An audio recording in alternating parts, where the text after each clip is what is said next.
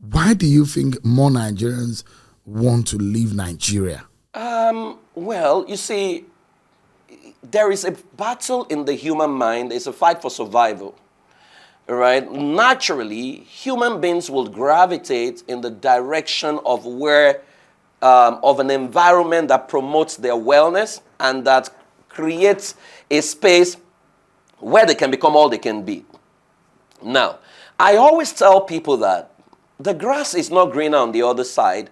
The grass is greener where, that's been said, where you water it. However, there are certain things that will never happen. For example, I've had to drive 2 a.m., to work, or 2 p.m. at work or join the train for a 7-hour journey without any fear that someone is going to stop me or kidnap me or, I was totally disconnected from policemen stopping you with guns and until I got back to Nigeria, I think last week, and I was coming from a conference and then I was almost traumatized. It just reminded me of how far away I've been from the country. Now, a lot of our people, and we must say that it's not, this Japa thing they talk about, I think we're just too loud about it because it's not just Nigerians that are migrating to other parts of the world. As a matter of fact, in the United States of America, there are over 10.8 million Mexicans who have moved to America, so you can call it Japa. The number of Nigerians that have moved to America, from in the last 10 years is less than 1 million, But Mexico, that's documented because I know a lot of undocumented Mexicans who are in America. You have Indians, you have China, you have the Jews, you have other nations who are much more than Nigerians. But the problem is our people make a lot of noise, maybe because of the caliber and the quality of people living. And you see, those people are leaving because you've tried to make things work. You've tried to do, I have a brother-in-law. My brother-in-law refused to practice medicine in Nigeria. He trained in Israel. And I asked him, why didn't you practice? Why are you not practicing? And he said to me, Praise, the equipment I used to train in Israel is not available in Nigeria. And I'm not going to kill a human being, because I know a whole lot more. So you find out that a lot of our people, are looking for a place that gives expression to their power, to their ability, right? And that can reward them handsomely without having to bow down to one man, no one man, do this and do that. They are looking for an environment.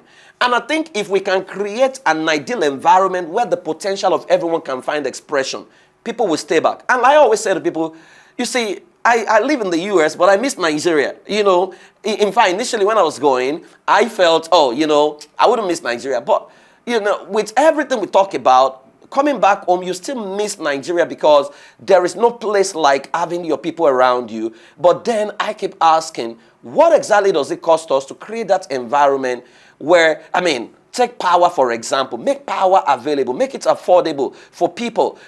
Internet. If you create internet, there are free Wi-Fi's where I live. If you make internet available for our people, the young Nigerian man is so creative, it can do a lot. And if you create the enabling environment where you don't necessarily have to kill their creativity, kill their venture, someone starts something, then you go and tear it down, without even, hearing them out or being empathetic with what they've done, and that's why a lot of people, some people have given up. But I don't believe we need to give up. But at the same time, we always have to understand that human beings will go where they find succor, where they find safety, and where the potential can find expression. And we also have to know that majority of our leaders, their children find expression in the diaspora.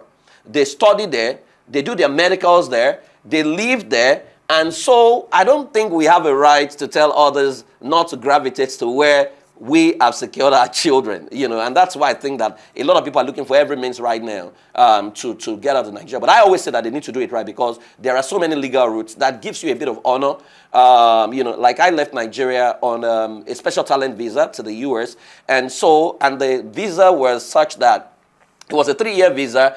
I had to replicate everything I've done in Nigeria successfully in America within a space of 3 years. If I couldn't do that, then I wouldn't get a green card, right? Unfortunately for me, in 1.5 of those years, I was COVID caught up with me in Lagos, Nigeria, so I couldn't go. So by the time I was entering America, I had 1.5 years left, and I was able to replicate my result in 1 year, and I got my green card, right? And so I always say to Nigerians that there are visas that make you a bit of dignified person when you get out. You know, many of the things we take for granted in Nigeria are things that the whites actually are interested in, and they want to know, how are you able to do that? Can you replicate it here, and things like that, right? And so wherever people will find succor, wherever the environment that will give expression to their innate abilities, I mean, I encourage people to go in there.